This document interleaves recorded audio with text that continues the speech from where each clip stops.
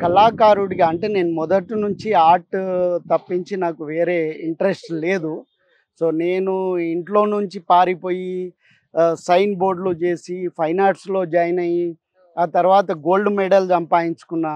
So, అక్కడి నుంచి Baroda MS యూనివర్సిటీలో జాయిన్ అయినా. అదే టైంలో నాకు గవర్నమెంట్ ఆఫ్ ఇండియా నుంచి జర్మనీకి వెళ్ళే అవకాశం లభించింది.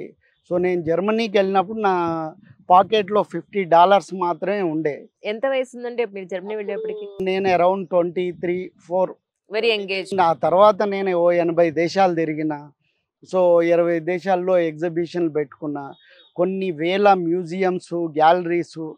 సో, నేను ఎక్కడికెళ్ళినా 5 మంత్స్, 6 మంత్స్, జాపాన్‌లో 6 మంత్స్ ఉన్నా, కెనడాలో ఉన్నా, యూఎస్‌లో 1 ½ ఇయర్ ఉన్నా, ఆస్ట్రేలియాలో 6 మంత్స్ ఉన్నా, ఇంగ్లాండ్‌లో ఉన్నా. చాలా చోట్లల్ల లాంగ్ పీరియడ్. అంటే నేను ఒక టూరిస్ట్‌లా వెళ్ళడం అంది నా ఇంట్రెస్ట్ కాదు.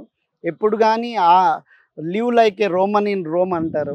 సో, ఆ రకంగా మనము అమెరికాకెళ్ళి ఇండియన్ లాగానే బతకాలనుకుంటే, మనం అమెరికాని రిసీవ్ చేసుకోలేం. కరెక్ట్. కరెక్ట్. సో, ప్రతి ప్రాంతానికి ఒక విశిష్టత ఉంటది.